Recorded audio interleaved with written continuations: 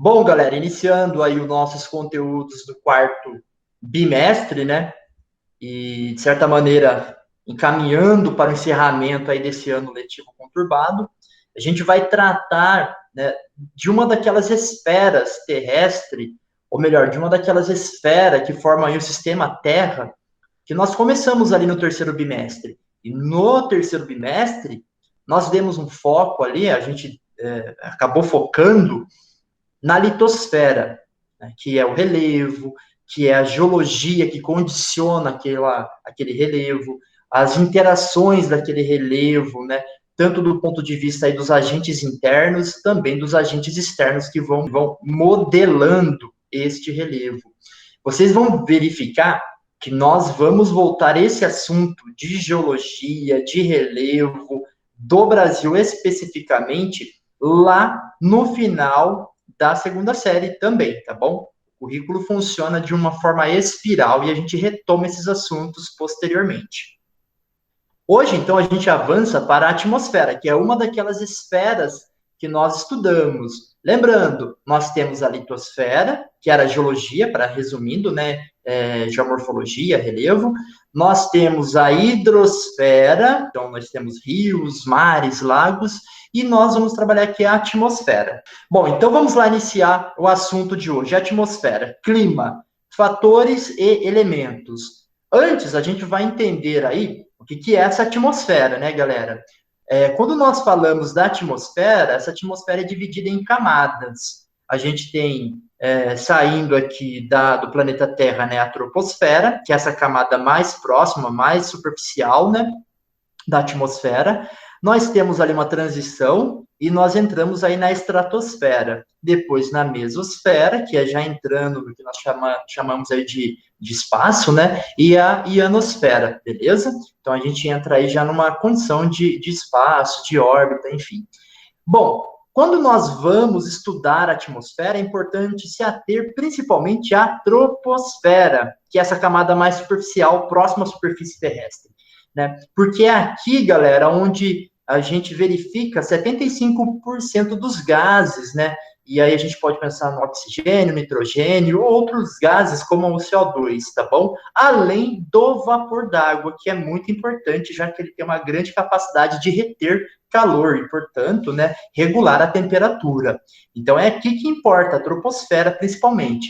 A estratosfera, ela é importante porque nela temos a camada de ozônio, que funciona, né, popularmente, aí vamos colocar assim, né, como um filtro, né, uma camada de proteção, e que garante também o que nós chamamos de efeito estufa, uma condição na qual mantém a temperatura da Terra regulada, né, e acaba proporcionando vida. A destruição dessa camada de ozônio é ruim também, porque pode ter aí a entrada de raios ultravioletas, e lembrar que também é nela que há o acúmulo dos gases poluentes, né, o que faz potencializar o efeito estufa, e o que nós chamamos essa potencialização do efeito estufa, que é natural, quando ele é potencializado por ações antrópicas do homem, como a liberação de gases poluentes, né, nós chamamos isso de aquecimento global, quando a temperatura ela aumenta, né, quando ela é potencializada, tá bom? Então, isso é a atmosfera em resumo aqui para vocês.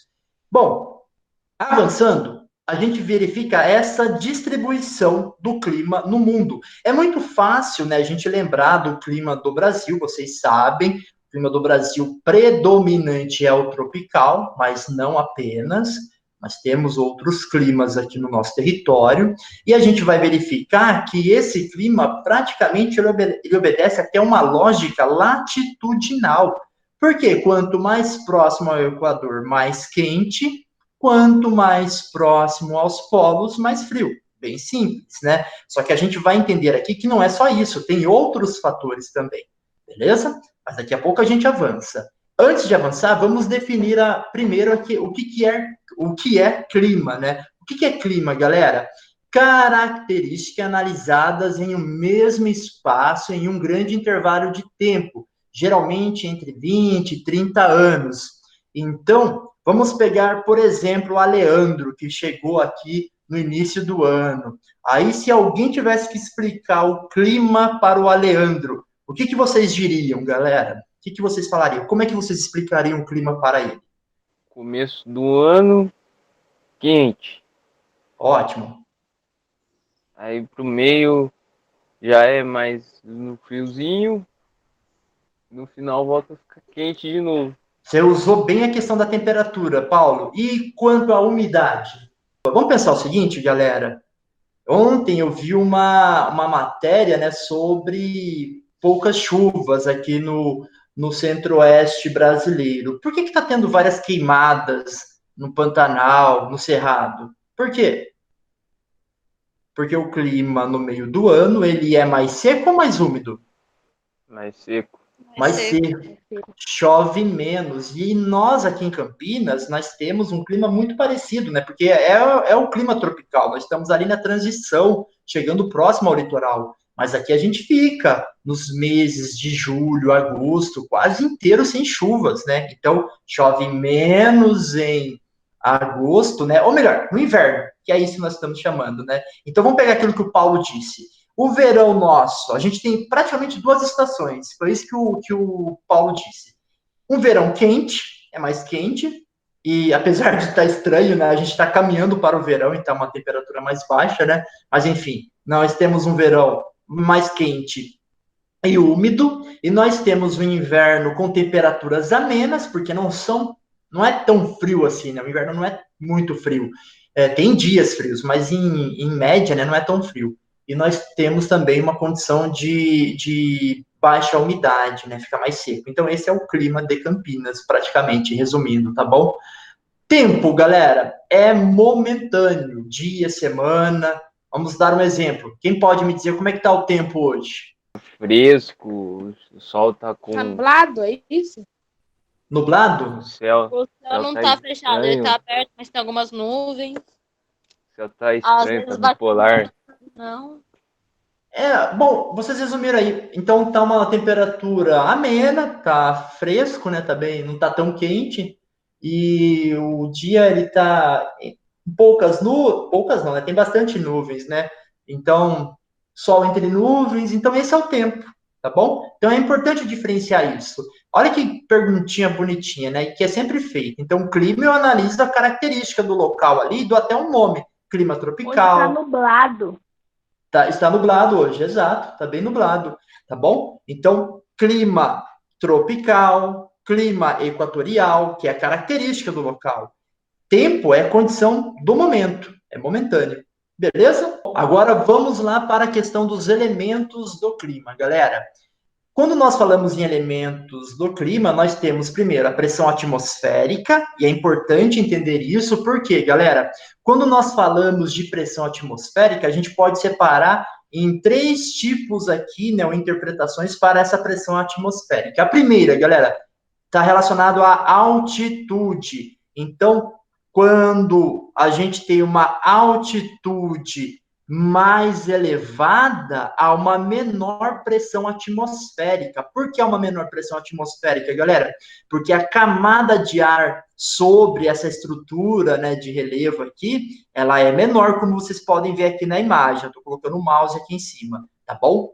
Já quando eu vou para o litoral, né, eu desço a serra e vou lá para o litoral, essa camada, né, essa coluna de ar, ela é muito maior, ela exerce um peso. E aí tem uma maior pressão atmosférica. Como é que a gente sente isso, galera? O ouvido, quando a gente está descendo a serra. A gente sente isso, tá bom? Essa pressão atmosférica, esse, abre aspas, esse peso dessa coluna, dessa massa de ar, tá bom? A gente sente isso, é uma maior pressão atmosférica. Não é à toa, galera, que quando as pessoas vão para montanhas, né, regiões mais elevadas, o ar é rarefeito, porque a camada, né, a coluna de ar, ela é menor, tá bom? O ar é mais rarefeito, beleza? Então, essa é a primeira questão da pressão atmosférica. Segunda ideia de pressão atmosférica, quando nós falamos de temperatura. Quando está frio, quando a temperatura está baixa, há uma alta pressão, porque as moléculas estão concentradas, beleza? Quando aumenta a temperatura, essas moléculas começam a ficar agitadas. Então, aí eu tenho uma baixa pressão, porque elas já estão mais leves, beleza? Então, frio, elas estão juntas, né? quente, elas estão mais agitadas. Então, a questão da temperatura. Quer ver um exemplo? Quando eu abro a geladeira, desce aquele ar frio, né? Porque ela está bem concentrada, pesada, aí ela busca até o equilíbrio vindo para fora, né? Tanto é que desce, né? O ar-condicionado, quando a gente pensa no ar-condicionado, que ele é mais, o ar frio ele é mais denso, né? Porque ele fica em cima, galera, lá na parede, né? Justamente para que aquele ar frio ele possa descer, beleza? Essa mesma ideia. E latitude, que tem a ver com temperatura também. Porque quando a gente verifica, as regiões mais quentes estão próximas ao Equador. Aí eu convido vocês a lembrar das aulas quando nós estávamos na sala de aula, e a gente viu que em dois momentos há o que nós chamamos de equinócio, em que o Sol fica com raios de 90 graus no Equador, em dois momentos, na primavera, na entrada da primavera, e na entrada do outono. Outono em março, primavera em setembro. Então, nós temos aí dois momentos que o Sol fica rente ao Equador, né? Fica perpendicular ao Equador, tá bom? Então, essa região é muito quente, né? Essa região tem raios, a incidência de raios solares o ano inteiro, essa porção mais laranja. Já a região temperada não tem esses raios solares chegando perpendicularmente, né, formando ângulos de 90 graus. Aqui já chega menos, acaba chegando bem menos raios solares na zona temperada. E nas regiões polares, algumas porções ficam até no escuro em algumas épocas do ano, né? Por exemplo, quando é inverno no hemisfério norte, o polo norte fica no escuro em determinado período. Quando é inverno no hemisfério sul, uma porção também aqui do hemisfério sul, no polo sul, perdão, também fica no escuro, tá bom? Então, essa questão da latitude tem a ver com essa incidência de raios solares e, portanto, também com essa questão da temperatura. Não é à toa que isso vai até criar um sistema de ventos, né? O vento, ele sempre se desloca de uma região mais fria para uma região mais quente, tá bom? Umidade do ar, né? Quando a gente pensa em umidade, nós temos a umidade absoluta, que é o vapor d'água num certo volume de ar, né? Então, o peso desse vapor por unidade de volume de ar. Nós temos também, galera, a umidade relativa, que é essa que importa aqui pra gente, tá bom? A umidade relativa. A umidade relativa é a relação entre a quantidade de vapor existente e a que poderia existir numa certa temperatura, expressa em porcentagem em relação à saturação, esta última chegando até 100%. Bom, então nós temos uma umidade relativa do ar, né?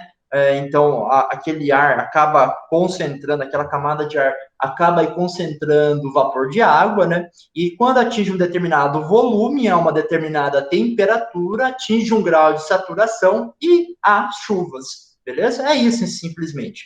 E é importante lembrar da umidade relativa do ar, né? Porque a gente tem uma maior umidade relativa do ar a partir de agora, e no meio do ano estava bem seco. Lembrar que a umidade do ar estava bem baixa aí durante o período aí do inverno. Nós temos também como elementos do clima a questão da temperatura, né? A temperatura quente, frio. Quando o Paulo foi descrever ali, ele começou pela temperatura, justamente porque ela é um elemento do clima, tá bom? Quando ele foi começar a descrever ali, como ele explicaria para o Alejandro. Temos também a radiação solar, que é importante, né? Em algumas porções do globo terrestre chega mais energia solar. Aquilo que eu estava explicando para vocês, ó, a radiação solar chega na Terra, ela reflete, uma parte ela escapa para o espaço, outra ela fica mantendo a Terra aquecida, garantindo a existência de vida no nosso planeta, né? Só que quando há a concentração dos gases de efeito estufa, a potencialização desse efeito estufa, e aí acaba aumentando a temperatura, tá bom? Mas esse é um esqueminha básico. E lembrar também, né, que, como nós falamos, a camada de ozônio funciona como um filtro, né, contra os raios ultravioletas. Temos também os ventos, seria aí um elemento do clima importante, e aí é interessante pensar na questão da pressão atmosférica, que eu havia comentado com vocês anteriormente. Olha, aqui é baixa pressão, galera, e nós estamos pensando em temperatura, tá bom? Aqui, ó, que eu estou colocando meu mouse, é baixa pressão. Perceba que os ventos estão convergindo, eles estão indo para essa baixa pressão. Então, por quê? Porque essa região é mais quente, beleza? Quando a região é mais fria, perceba que os ventos estão vindo das porções mais altas, né, e dissipando, né, indo de uma forma divergente, indo para direções opostas. Aqui nós temos uma região de alta pressão. Isso aqui aparece muito lá quando um jornalista, né, ou melhor, quando aquela moça do tempo do jornal vai apresentar, né, como vai estar o tempo. Estamos sobre um sistema de baixa pressão. Opa, o que ela está querendo dizer? Está atraindo ventos, está atraindo massas de ar. É isso que ela quer dizer. Vocês vão verificar muito isso agora nos jornais, né? Colocando um desenho aqui embaixo, nós temos esse modelo, ó, os ventos vêm em direção convergente, eles se encontram, tem uma ascensão desse ar, forma uma nuvem, né, uma cumulonimbus, que a gente chama também de depressão, e provoca chuvas. Quando esse modelo de alta pressão é presente, principalmente no inverno, né, quando chove pouco, os ventos, padrões de ventos, vêm das camadas mais superiores e acabam dissipando em direção opostas, e aí forma aquele dia bem aberto, aquele dia sem nuvens, tá bom? A gente vai verificar que nós estamos num sistema de baixa pressão, é só verificar o céu nublado hoje aí de vocês. Quando nós falamos, então, dos elementos do clima, é importante pensar nas precipitações, que são chuvas, neve, tá bom? Seria um exemplo aí de precipitação. Trazendo para o Brasil, galera, quando a gente fala de Brasil em precipitações, nós temos basicamente 3 formas de chuvas, e isso costuma cair bastante nos vestibulares, Enem. Claro, no Brasil também tem neve? Tem, na região subtropical, no sul do Brasil, tem neve ali, né? Acaba nevando no inverno. Mas a grande realidade do Brasil é uma condição tropical, na qual a gente verifica esses 3 tipos de chuva. Primeiro tipo de chuva que eu trouxe aqui para vocês, chuva convectiva. É quando aumenta a temperatura, então é comum em dias de verão, né? E ocorre aí o aumento dessa temperatura. Esse ar quente, ele se eleva, levando a umidade para as regiões mais elevadas, e aí acaba provocando essas chuvas convectivas. É a famosa chuva de verão, tá bom? É comum chover, então, dar aquela chuva à tarde e depois abrir o tempo novamente, né? E continuar quente e tal. É a famosa chuva de verão, tá bom? É isso aqui, a chuva convectiva. Chuva frontal, galera, é quando há encontro de frentes, né? Uma frente fria e uma frente quente. E provoca chuvas. É aquela massa de ar que vai avançando, trazendo uma massa polar, né? E no encontro há uma diferença de temperatura, acaba provocando chuvas. É comum nessa chuva frontal aquela chuva que dura aí pelo menos 2 dias. Sabe aquela chuva fininha, chuva bom para ficar em casa, vendo filme e tal. Você fica escutando a gotinha caindo ali na calha e tal. É essa chuva, né? Chuva frontal. E nós temos também a chuva orográfica, que é a ideia do obstáculo. Ou seja, a massa de ar ela vem do oceano, né? Ela vem lá do oceano. Quando ela encontra um obstáculo, seja uma elevação, uma montanha, uma serra, ela se eleva a uma diferença de temperatura. Essa diferença de temperatura, que é quente nas regiões mais baixas, fica frio nas regiões mais altas, acaba provocando chuvas, né? Pega, por exemplo, Ubatuba, ou Uba-chuva, né, que o pessoal costuma brincar. Ali tem chuva orográfica direto, né, porque a serra está muito próximo à linha de praia, né, à praia. Então, você tem ali elevação, chuva, ali na serra, é a chuva orográfica. A chuva orográfica, ela acaba potencializando vários deslizamentos de terra, e quando há ocupação irregulares nessas regiões, principalmente no verão, que as chuvas são mais intensas, a gente verifica várias notícias de deslizamentos de terra. A gente vai começar a ver várias agora, tá bom? Então, essa é a chuva orográfica. Se atentem a esses 3 tipos de chuvas, viu, galera? Cobra bastante e é óbvio que eu vou colocar aí também para vocês. Alguma dúvida sobre elementos do clima? Ficou tranquilo? De boa. De boa? Então, vamos agora para os fatores do clima. Esse é mais fácil, viu? Esse é bem de boa. E cuidado, não vá confundir fatores com elementos. Vamos lá, fatores do clima, galera. Fator. Qual é o fator que altera o clima? O primeiro que a gente viu lá no início é a latitude, né? Quanto maior a latitude, menor a temperatura. O que eu quero dizer com isso, galera? O Equador é 0 graus. O Equador aqui, ó, é 0 graus. O polo, tanto norte quanto sul, é 90 graus. Então, o polo norte e o polo sul é alta latitude, ou tem uma maior latitude, porque é 90 graus. Essas regiões são mais frias, enquanto o Equador é mais quente, beleza? Mas é só isso, galera? Não é. Porque se eu tiver numa região tropical e subir uma montanha de mais de 2.000 metros, eu vou perceber também uma queda de temperatura, beleza? Então, a altitude também é um fator que modifica o clima. Então, não é apenas a latitude, a altitude também. Nós temos a cordilheira que sai desde lá do Polo Sul, na América do Sul, até a região equatorial, na Venezuela ali, tá bom? Então, nós temos aí a Cordilheira dos Andes. Nós temos também a maritimidade, ó, então voltando. Primeiro fator, latitude é um fator, altitude é outro fator. Maritimidade, quanto maior a maritimidade, menor é a amplitude térmica e maior é a umidade. Em outras palavras, galera, o oceano, né, ele é um regulador térmico. O que eu quero dizer com isso? A temperatura para cidades que estão no litoral, ela varia menos. Como assim, professor? Tem dia que você acorda aqui em Campinas, né, e tá frio, você leva uma blusa para a escola, né?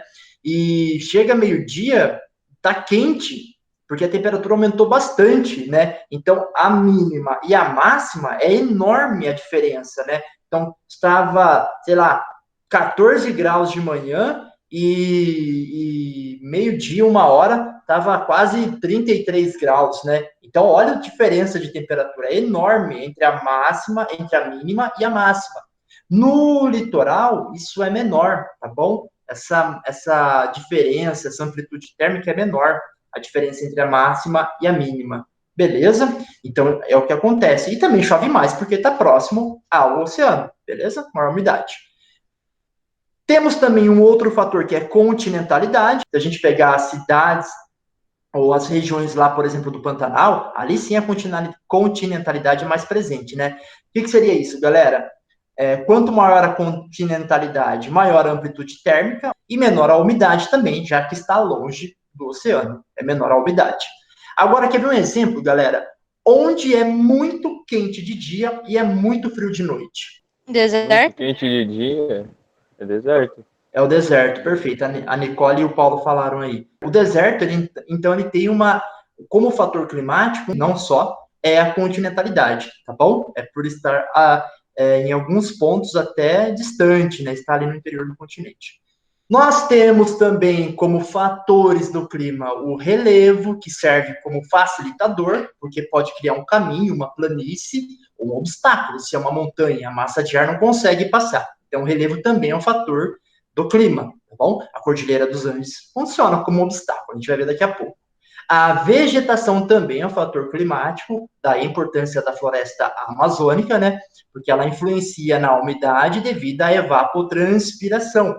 Então, a grande parte da umidade, né, que é gerada ali em função da floresta, que é gerada em função ali dos recursos hídricos, acaba também sendo levada para outras regiões. Nós falávamos muito um tempo atrás, né, que a Amazônia ela é o pulmão do mundo. Errado, não é isso, na verdade, né? Ela é um importante regulador térmico e de umidade também.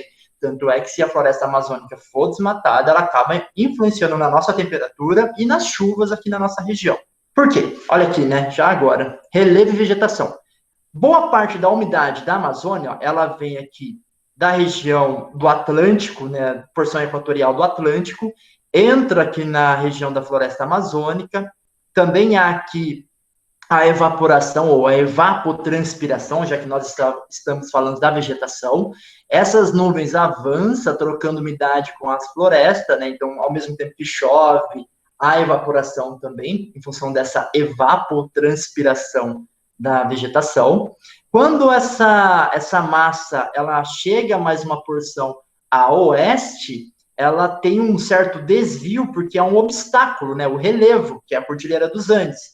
E aí ela vem, ó, em direção, passando pelo Pantanal, até chegar aqui na nossa região, né? Passa pelo centro-oeste, chegando ao sudeste e sul, e traz chuvas para a nossa região, tá bom? Por isso essa grande importância, essa preocupação em função das queimadas, do desmatamento que está ocorrendo na Amazônia no atual momento. Só para lembrá-los aqui, esse corredor de umidade aqui, ó, é chamado também de rios voadores, tá bom? É chamado também de rios voadores. Nós temos a circulação atmosférica, que é bem simples de entender. O Equador é a região mais quente.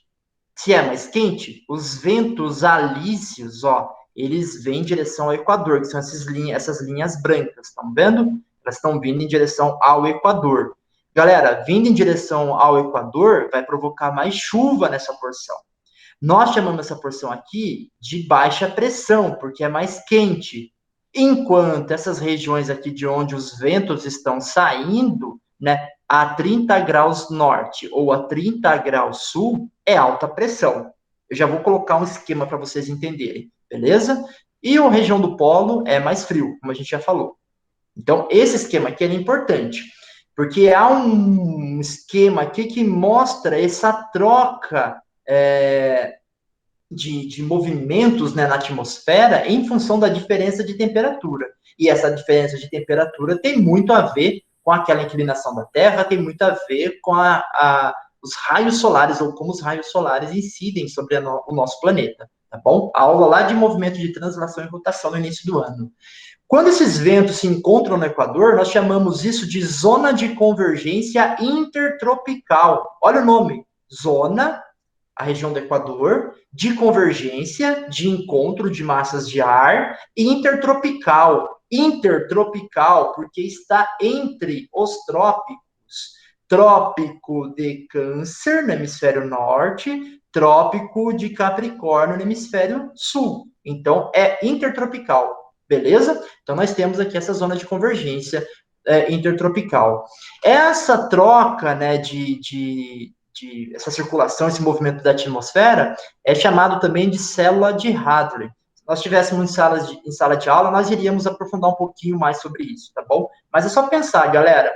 Vem as duas massas de ar, se encontram, zona de convergência intertropical, chove, aí volta lá para as altas latitudes. Aí depois volta de novo. É um sistema, né, que vai trocando, beleza? Carregando umidade de outras regiões. Esse é o esqueminha que eu quero que vocês aprendam, tá bom? Funciona assim, galera. Olha só. Vamos começar aqui do polo. É quente ou frio, galera? É pergunta simples, mas vocês vão entender. Pode deixar o áudio aberto, viu, Paulo? Frio. Então, se é frio, o vento sai de lá. O vento sai de lá, beleza? Então, por isso que o vento está saindo, ó, alta pressão. Aqui nessa região, que é o Círculo Polar Ártico, comparado ao polo, é mais quente, não é? Comparado ao polo, é mais quente. Por isso que é uma baixa pressão, beleza? Então, aqui é alta pressão, ar mais junto, porque é mais frio. Aqui ainda é frio, mas comparado ao polo, é menos frio. Então, é baixa pressão. Beleza? Então, aqui que vai chover, aqui que vai precipitar bastante. Principalmente na forma de neve, já que a temperatura é baixa. Agora, vamos aqui no Equador, galera. Equador, quente ou frio? Quente. Então, é baixa pressão, moléculas agitadas. E a região dos trópicos de Câncer e do trópico de Capricórnio, essas regiões são mais frias comparado ao Equador, certo? Sim. Beleza? Então, os ventos alísios, ó, eles vão estar vindo aqui dessa região dos trópicos e vão convergir aonde? No Equador. Galera, tranquilo isso? Então, é só pensar assim. Ah, professor, então tem um esquema aí, né? Equador, baixa pressão. Trópico, alta pressão. Círculo polar, baixa pressão. Polo, alta pressão. Tudo tendo com relação aí às referências, né? Onde é mais frio, onde é mais quente. Tá bom? Só pensar, galera, no Equador e no polo, nos dois extremos, né? Ó, repete o esquema, ó. Baixa pressão no Equador, alta pressão no polo. E lembrá-los que aqui nós temos a zona de convergência intertropical, que é no Equador. Isso é uma questão muito importante que vocês não devem esquecer. Que mostra o encontro das massas de ar bem no Equador. Por isso que chove mais nessa região, galera. Por isso que chove muito no Equador. E não só no Brasil, em todo o globo. Lá na floresta do Congo é na mesma região. Na floresta do Vietnã, Indonésia, é na mesma região. Chove muito. beleza? Essa circulação atmosférica, ela acaba fazendo com que acaba movimentando um outro fator climático, que são as massas de ar. As massas de ar, geralmente, são camadas da atmosfera que se movimentam com características das regiões onde elas foram formadas. Dando um exemplo, se uma massa é formada lá no polo, ela vai chamar massa polar. E quando ela chega aqui na nossa região, trazida por essa circulação atmosférica, a gente vai sentir a queda de temperatura, como nós sentimos nos últimos dias.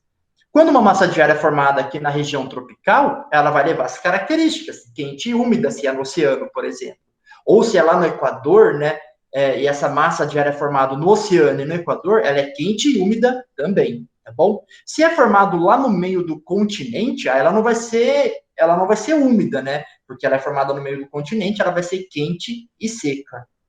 Tá bom? Então, é sempre essa questão. Onde ela é formada, ela traz a característica daquela região, levada para outra área em função dessa troca atmosférica. E acaba influenciando a temperatura e a pluviosidade. A temperatura a gente sentiu bem, né? Esfriou bem nos últimos dias, né? Tá bom? Então, a gente entende bem isso. E é uma massa daqui da nossa região? Não, uma massa que veio lá do polo, do caso do Polo Sul, né? Uma massa polar do Sul. Então, as massas de ar também é um fator do clima, só que é um fator dinâmico, né? Porque ela se movimenta. E dependendo do período do ano, pode predominar uma ou pode predominar outra. Massas de ar, a gente pode verificar, eu montei essa aula no domingo, e no domingo mostrava essa imagem no satélite, ó.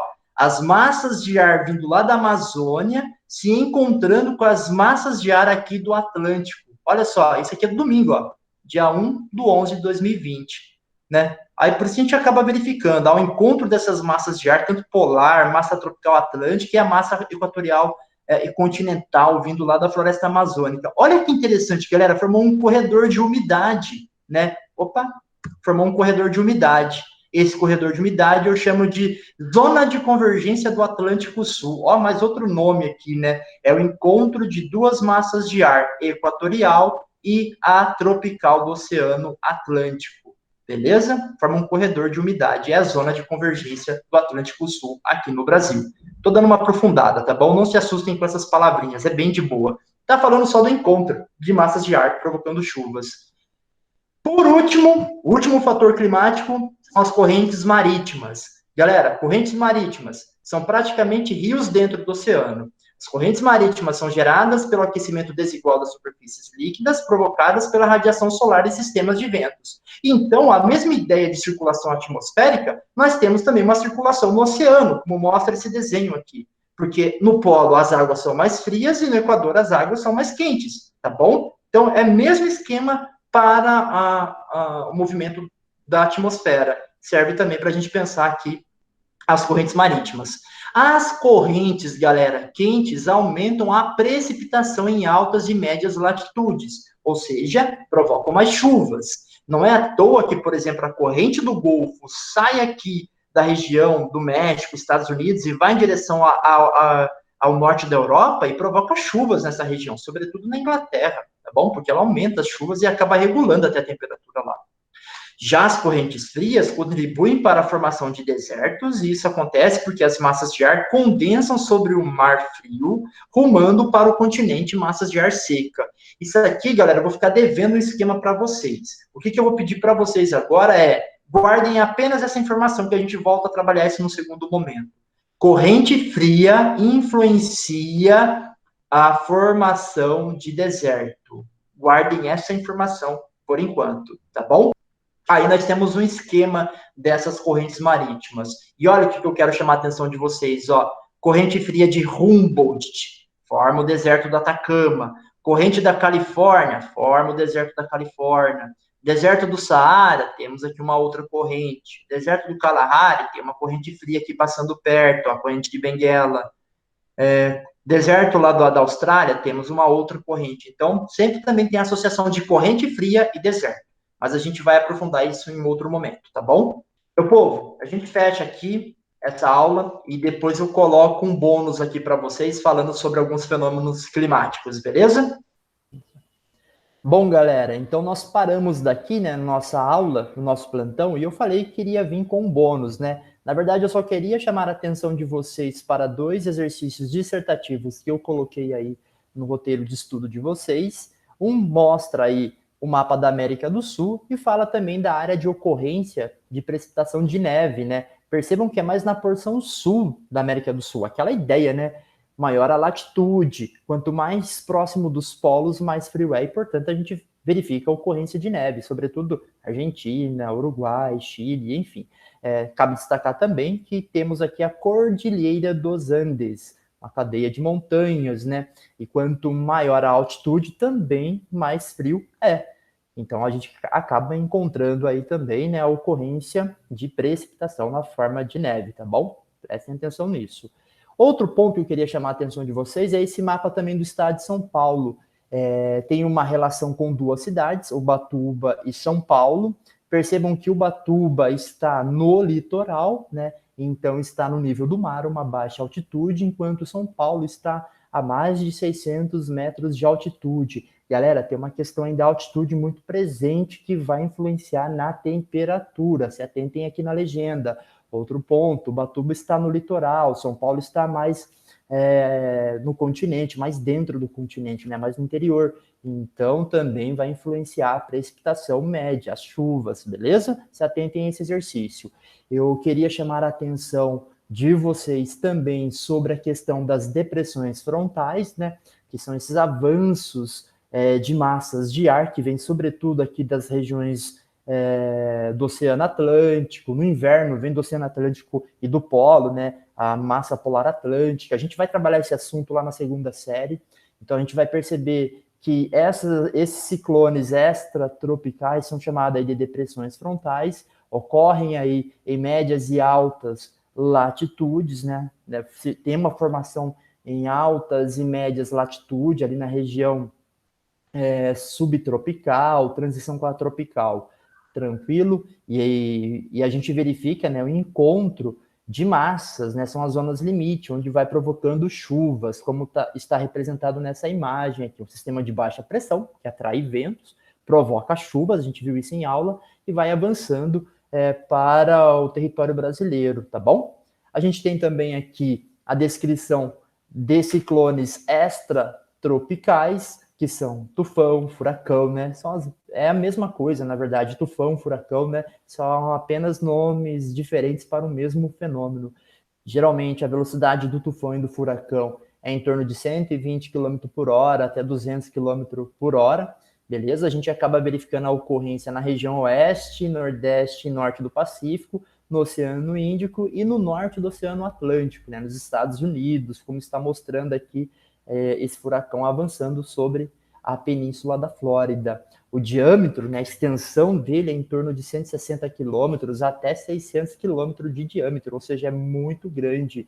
E a gente teve no Brasil, né, ocorrência, segundo alguns meteorologistas, né, de um furacão em março de 2004, e ele foi batizado de Catarina, foi percebido ali pela Agência de Monitoramento dos Estados Unidos, e foi um primeiro ciclone extratropical, né, na forma de um furacão, verificado aqui no Atlântico Sul, tá bom? É o Catarina. Promoveu vários estragos ali, sobretudo no estado de Santa Catarina e também Rio Grande do Sul e Paraná.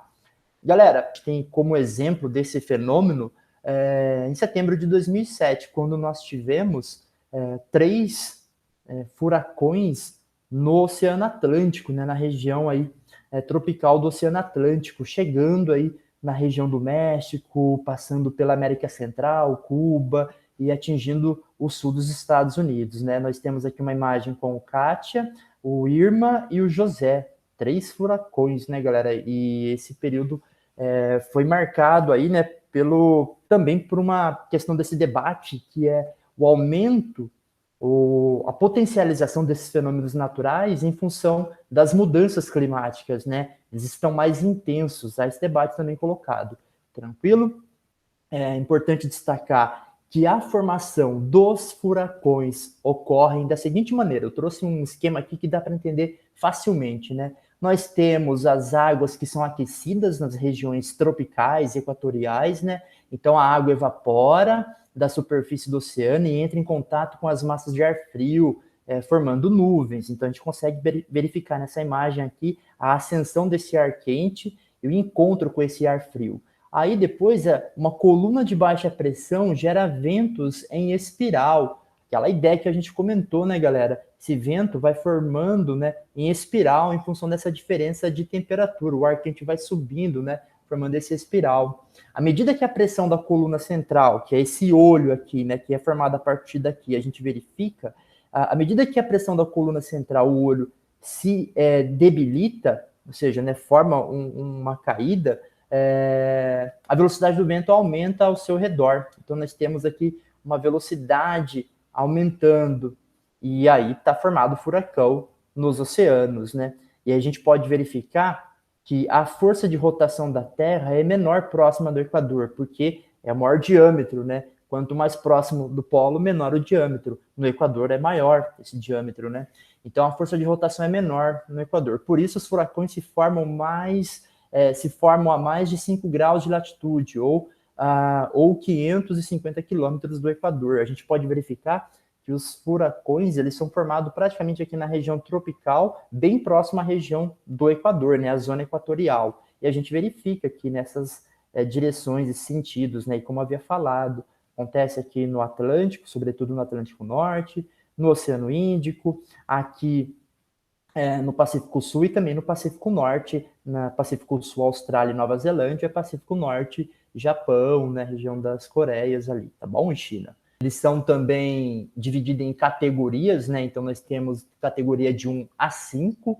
Essa categoria, né, Simpson, ela vai mostrar o seguinte ponto, né? Na categoria 1, ele tem uma velocidade ali, em média até 153 km por hora, né? Que eleva o nível do mar praticamente. Na categoria 2 tem um dano moderado, né? Um vento de até 177 km por hora. Na 3, galera, aí já tem um dano importante, né? E a gente começa a verificar até o avanço do mar em algumas regiões, supera 200 quilômetros por hora. No 4, tem um dano extremo, né? Quase 300 quilômetros por hora. E tem os grandes furacões, né? Que são categoria 5, que atingem quase 300 quilômetros por hora, né? Em média, 250 quilômetros por hora. Então, tem um dano destrutivo enorme. Quando a gente verifica furacão com essa categoria, é aqueles que oferecem um grande risco, né? Não à toa que há aí toda uma medida preventiva para retirar as pessoas dessa área onde o furacão vai atingir, né?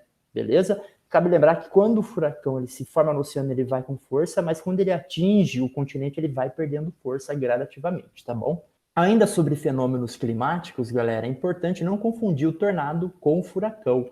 O tornado ele é um fenômeno natural mais local, né? Ele forma-se a partir da base de uma tempestade, né? Tal como o furacão. Então você tem ali o ar aquecido, né? Que tem uma ascensão e o ar frio que desce, formando aí uma espiral, né? Tá bom? Então tem esse processo também. Só que o tornado ele tem até 2 quilômetros de diâmetro, então é muito menor essa escala dele. A duração é aproximadamente de 15, 20 minutos e ele tem um grande poder destrutivo, já que a velocidade dos ventos pode alcançar mais de 500 quilômetros por hora, beleza? A gente vai verificar a ocorrência, principalmente desses tornados ali no interior dos Estados Unidos, né, já que tem uma região de entrada de massa de ar quente vindo do Golfo do México e se encontra com uma massa de ar fria que vem do Canadá, ao norte, né? Então ali no interior dos Estados Unidos há muita ocorrência de tornado, as temporadas de tornado, né?